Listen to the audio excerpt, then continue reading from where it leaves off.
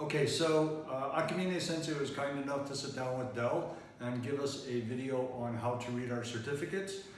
That's great for us to look at and get down the pronunciation. There's a few blanks on it that need to be filled in when you're going through. So I put some notes below the video on the Ryukyu-Kobudo.io website, and I'm going to show you here in this video how to fill some of those blanks in on the certificate that I talked about in the notes that I loaded.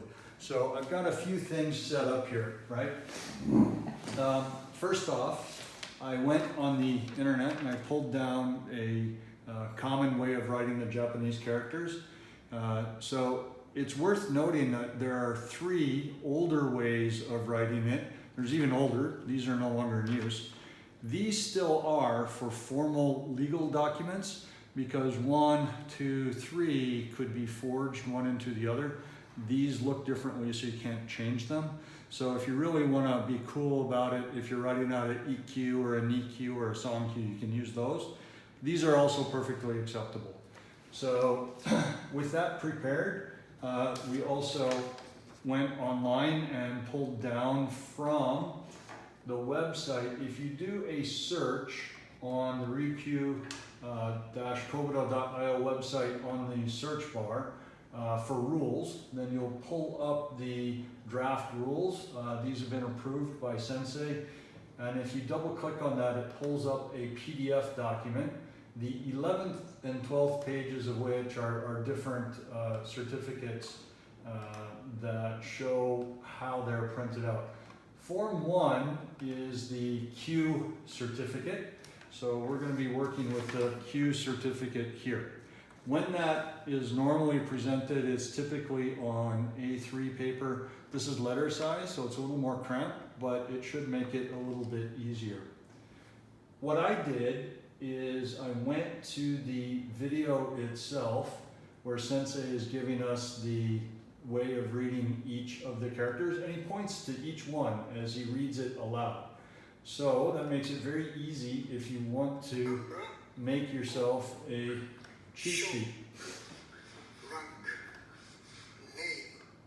So the rank name, we'll talk about that, right? So right there, for example, migi no mono. Whoops.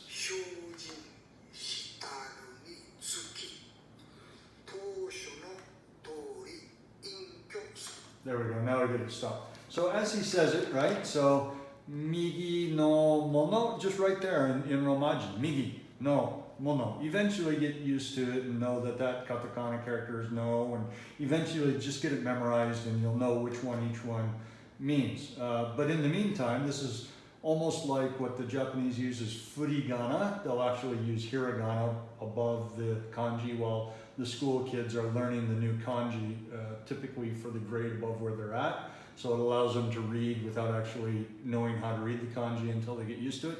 You can do the same thing. You can make it even easier by doing it in Romaji. So that's what I've prepared here. Now when you're going through, the first blank where Sensei says dai and then he says number. What he means by that is each of the certificates are serialized. So every dojo, every Shibu dojo, every Jun Shibu dojo that's issuing any kind of ranks should have a logbook of ranks that have been issued, and you'll start number 1 on this date. This person was issued this Q grade, and then that number, that serialized number, goes there and continues on. When Sensei does it, he does it for the dan grades. The first shodan that he issued was number 1. The second was number 2, and he continued that way for all the shodans. The nidans, he started over, number 1 for the first shodan, and so on and so forth. I didn't do it that way for my Qs. I just said my first certificate was number 1, my 300th was number 300, regardless of which Q grade it was. And I even mixed in my Kobudo and my karate because I was issuing both.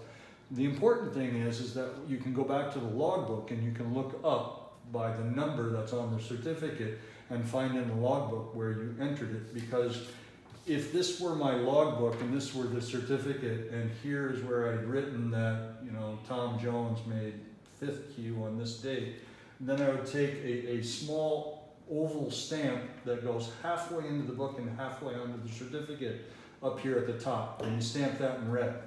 And what that does is it's the Japanese legal way of reducing risk of forgeries. So while you might be able to forge one part of the document, you can't forge the other part that has the other part of the stamp there to where it lines up. So I don't think we have any risk of people forging Q grades, but that's the way that it's done in Japan, so it's good to know how to do that and do it that way. When we go about filling in the blanks, okay, so this is here. So say I was doing the 31st certificate in that series. So here I would go the 3, then the 10, and then the 1 to make 3 10s and 1, so 31, right? Sanju ichi. So that's how it would go. And it would go right here in between the dai and the go. So then you would say dai sanju ichi go. And you get down here and say sho. And then there's a blank area here which I filled in where the Q grade would go. In this case, I'm using go, 5th Q, as a way of doing it. And then there's the Q. Below that, there's a blank on the form where the name goes. The kind person shooting this video is Iris, so I went and I looked up Iris on a website. You just type it in, and there you go, in katakana, I-E-R-I-S-U. We don't do it horizontally, we do it vertically, so you just practice writing it out vertically, and then that goes in this area here. When you get over to where the year is, the year name, and they use the name of the current epoch. So it starts when there's a change in emperors.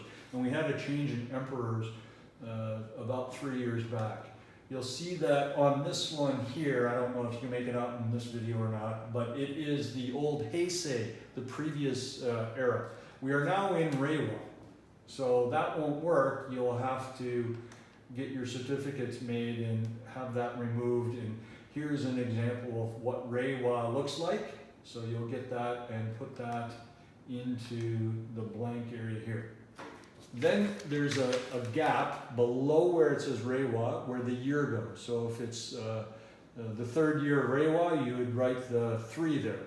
And then the month, you would write the month. So this is February, so it would be Ni Gatsu, and that's how you'd read it for February. And then you would write the day. So as we're filming this, it's Juyoka.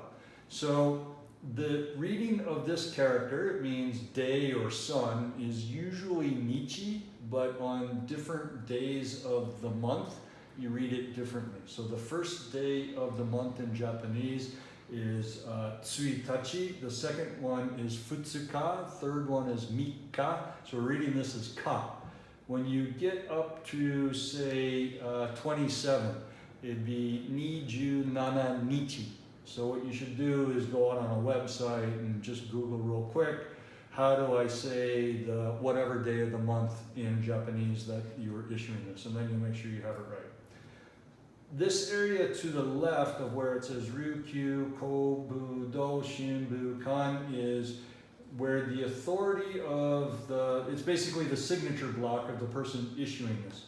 In Sensei's example, he issued it, so his says Kaicho Akamine Hiroshi. And that's typically the way that you do it, your title, your last name, then your given name, and then in this area down here, you might have a name stamp that you'll stamp the name stamp on it. This is the dojo stamp. So in my case, I used Reiwa, and then Sangatsu, Reiwa nen, Nigatsu, Juyoka would be the areas that I would have to fill in. And then here I have Shihan Jurgens Tim. So my title, I'm a Shihan in the association, and then my name. And then you can put the stamp there. So this is how it all works together, how you use your resources on the web. Go ahead and print some stuff out. Don't be afraid to do some practice runs. It's been a long time since I've used a fude. Somebody who writes Japanese or Chinese characters on a regular basis may look at this and kind of chuckle because it's sloppy. But the important thing is that you're not leaving blanks. If you did it by hand, it's coming from your heart. They can laugh at your penmanship, but they won't laugh at your effort. So don't be afraid. Go out there. I put myself out. People can look at this and show better examples if they like. But hopefully this is helpful for you. If you have any questions, give me a shout. Thanks.